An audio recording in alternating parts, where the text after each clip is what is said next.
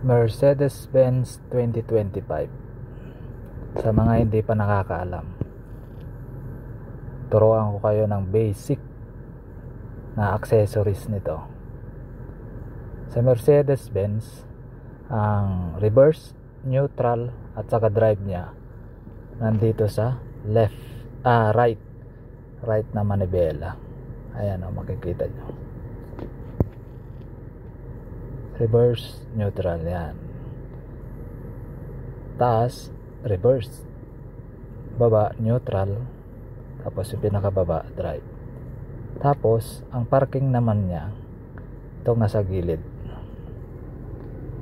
Yan o, pipindutin mo lang yan. Yan yung parking niya. Sa left side naman, dyan yung signal light. Dyan nakalagay yung signal light. Taas, baba. Pag binaba mo, signal light, left. Pag tinaas mo, signal light, right. Diyan din yung controller ng wiper niya sa likod.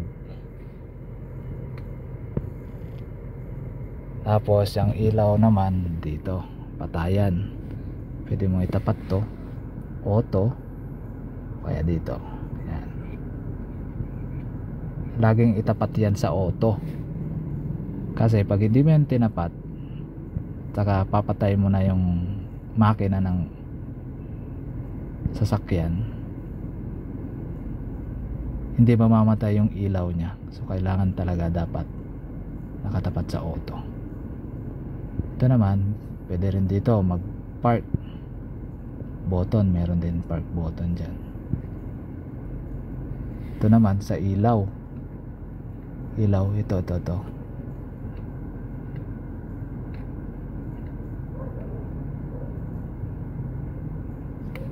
Pag tinaas mo yan, yung ilaw, accessories na mga yan,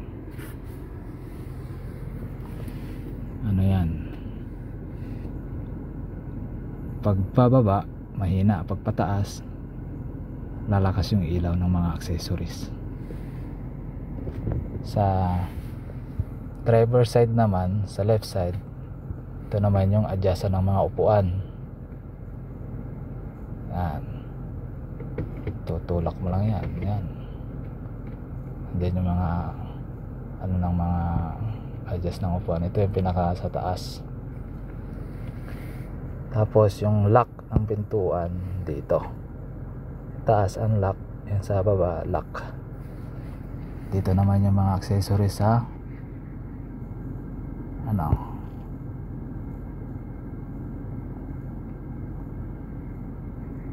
salamin, side mirror, yan yung mga controller niyan. Ito naman yun sa mga salamin naman dito, window, taas baba.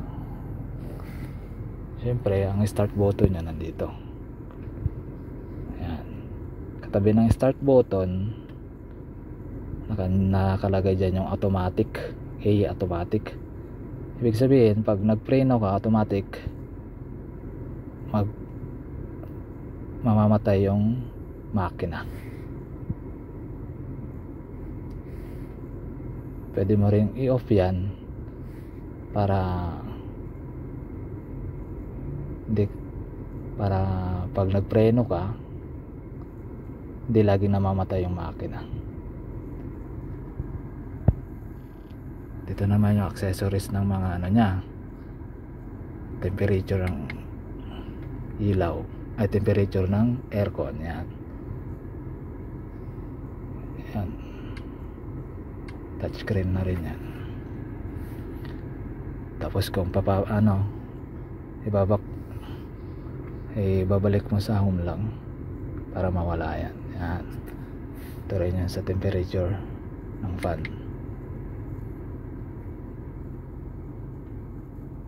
Ito naman yung para umikot lang yung lamig sa loob. Sa aircon, zinc, ibig sabihin yung aircon parehas. Kung mag-a-adjust ka dito sa driver side at saka dito sa passenger side, automatic na gagalaw sila pareho. Pag hindi yan naka-sync, dito lang sa driver side yung gagalaw yung temperature, hindi kasama yan. So pag naka-sync, parehas sila. Yung nandito naman sa ano niya, to parking, automatic parking, tapos view, importante din yan. Okay, navi map, radio, ito touchscreen din to. Halimbawa, para hindi ka mahabala yung kamay mo, napipindutin yung screen, pwede mo naman to galawin lang yan, oh. Slide lang yan. Yan. Okay, tapos dito meron din accessories dito sa manibela. Slide lang yan, touch mo lang yan, parang touchscreen lang yan, hindi katulad ng iba na button, pipress mo ito, touch lang. Ano na yan, ganun din dito sa kabila. Hindi ko man na ituro lahat ng mga accessories nito, pero yung mga nabanggit ko, yun ang mostly na ginagamit. Okay, at least kahit paano nagkaroon kayo ng ideya. Ganun sa passenger side, ganun din, parehas lang yung accessories dito sa kabila.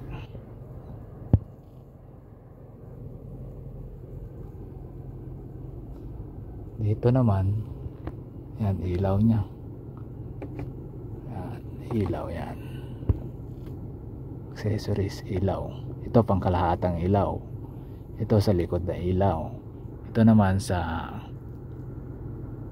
passenger side sa harap na ilaw, tapos ito naman ilaw dito sa driver side. Okay, yan, oh.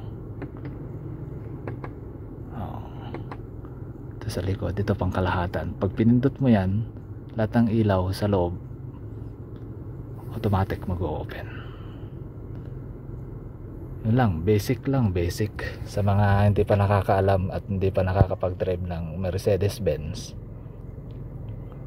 At least meron na kayong ideya. Mercedes-Benz 2025 to. Alright, hanggang doon na lang. Maraming salamat. Huwag nyo kalimutan na i-subscribe ang ating channel at pakipollow na rin. May mga Facebook page tayo at saka sa TikTok. Maraming salamat. Bye bye.